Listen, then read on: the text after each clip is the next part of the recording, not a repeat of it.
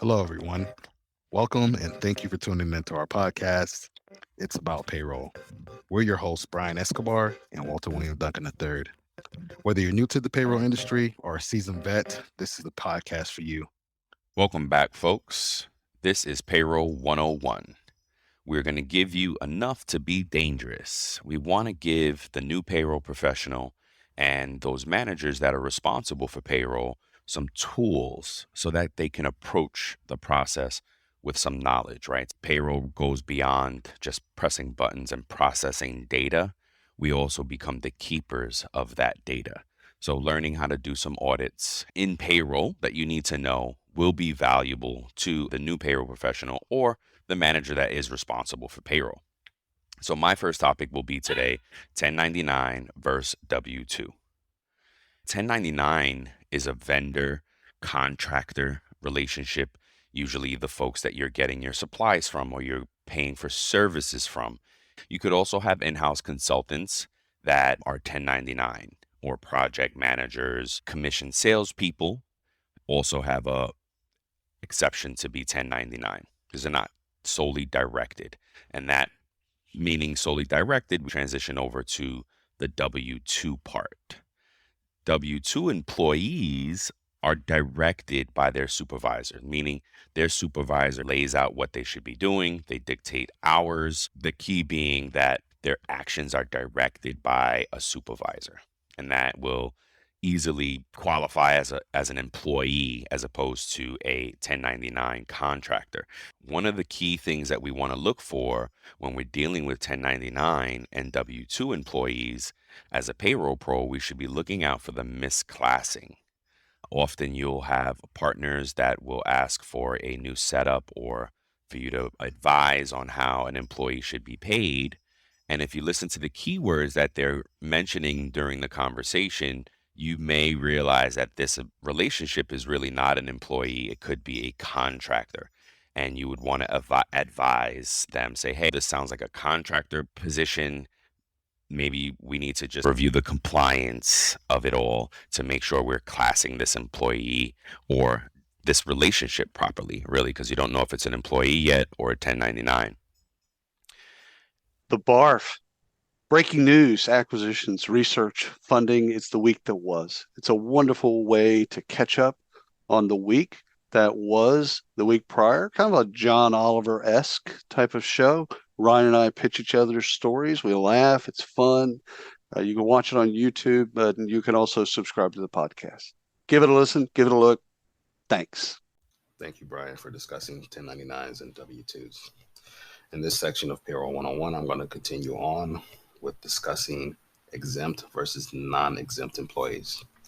There's some key factors that you could do to determine whether an employee should be exempt or non-exempt. You can go to flsa.com or dol.gov, find out exactly what some of the protections are for the non-exempt employees.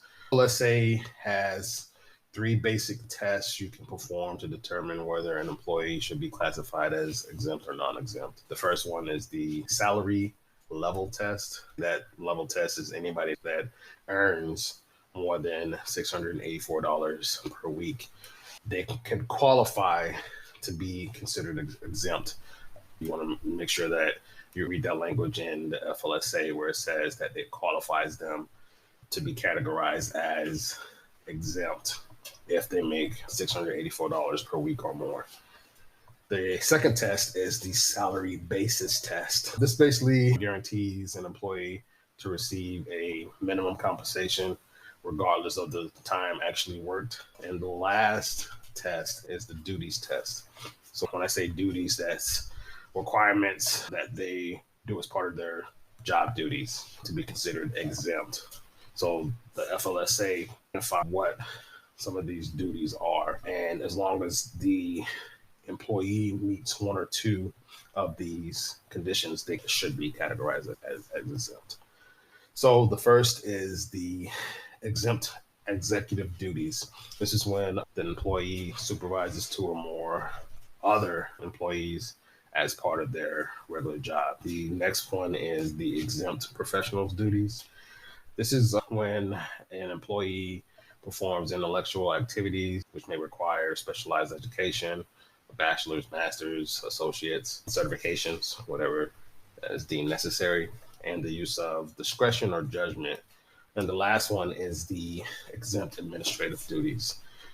The employee performs support operations that are significant, and they require the use of discretion and judgment in those situations as well. So those are the three duties tests that you should use to see if an employee qualifies or should be categorized as an exempt employee. Okay. So those are the main differences between exempt and non-exempt. Hi, I'm Carmen Hudson. I'm the host of the Recruiting Book Club, and we're starting our second season. I'm so excited to bring to you another set of guests of recruiters who have written books. We are excited to have some very special guests this season. We've got Shally, we've got Craig Fisher, James Ellis, and quite a few other people that we're going to bring on board to tell us about what they wrote, why they wrote it, and maybe we'll veer off into a conversation about recruiting on all types of topics and subjects that happen in our industry. So I hope you can join us. I'm excited. Payroll professional, we want to look out for any misclassifications when it comes to exempt employees versus non-exempt employees, meaning that we should audit on the following data points: hourly or salary flags in the system, meaning that if a person is hourly or salary, we should be able to run a report and find that data. That's one of the things that we want to be sure that we look at. Also, one of the things that we want to look at is job titles. If you see a job title in the system as you're running reports, and that job title is typically salaried or typically hourly, but it's coded incorrectly, that's one of the things you want to highlight and forward to your HR team member. If you're in HR yourself and you have the capability of updating that, you want to make sure that you do that, but relay that information to the necessary parties. The FLSA, the Fair Labor Standards Act, defines and lays out what non-exempt employees' rights are and what they're entitled to in regards to overtime pay. It lays out, it generalizes it. It says that 40 hours per week, any time that's worked above that, is the non-exempt employee is entitled to be paid time and a half for their time worked. So there are some other states that have different legislation and rules around OT. California, for example, pays on overtime on a daily basis. So if you go over 8 hours in a day, you're eligible for overtime pay for that day. Okay. So you want to look at your state's legislations, your state's rules, and find out that for yourself to make sure that you're compliant in regards to your non-exempt and exempt employees. So one of the things you will also want to look at is the type of employees that you have labeled as exempt. So often executive, managerial, professional, and outside sales position are often those categories rather of employment that are paid salary and they're exempt from overtime. So again, this is one of the things that you want to audit if you're capable of it. So another great source, as I said, is Fair Labor Standards Act, FLSA, or FLISA. Some people say that. And that will give you some pretty good guidance on how to navigate exempt versus non-exempt. Look out for employees who are asking for overtime. So you want to be sure that the employees that are asking for overtime are entitled to it. You want to look out for any part-time salary employees. It is possible that may happen, but you want to flag that and bring that to somebody's attention to make sure that you're in compliance again. So those are some of the things that you want to look out for in regards to exempt versus non-exempt employees. The other subject that I'm going to cover today with you is work week. An employee's work week is a fixed, regularly recurring period of 168 hours, and it's 7 consecutive 24-hour periods. And it does not need to coincide with a calendar week. It could begin in the middle of the week. It could begin at the end of the week. Every company has the freedom to make their own decision on what a work week is. Have you ever been to a webinar where the topic was great, but there wasn't enough time to ask questions or have a dialogue to learn more? Well, welcome to HR and Payroll 2.0, the podcast where those post-webinar questions become episodes. We feature HR practitioners, leaders, and founders of HR, payroll, and workplace innovation and transformation, sharing their insights and lessons learned from the trenches.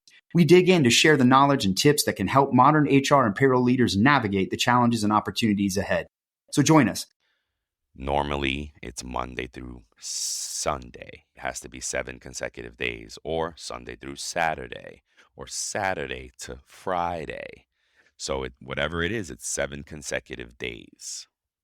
And the big call out there is that it should be documented somewhere in your system or in your policies.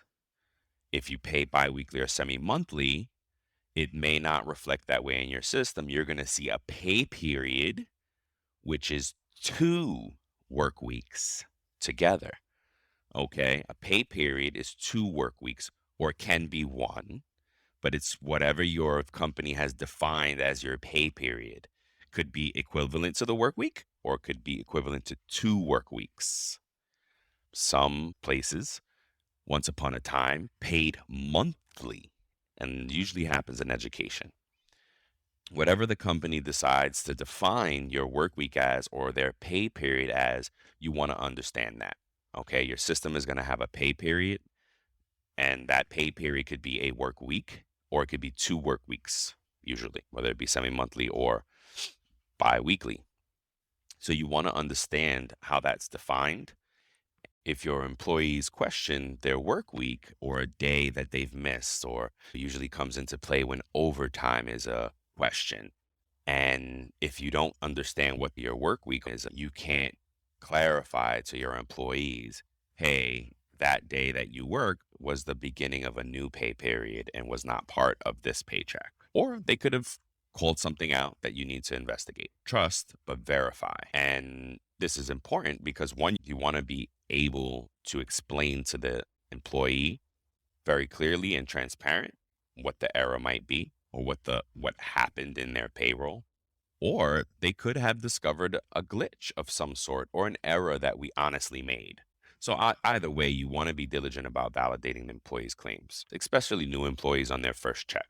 Thank you for joining us today on our podcast. It's about payroll. We're your hosts, Brian Escobar and William Duncan. And until the next time, folks, keep learning, keep growing, and most importantly, keep going. I get it. The podcast just isn't enough. That's all right. Head over to your favorite social app, search up Work Defined, WRK Defined, and connect with us.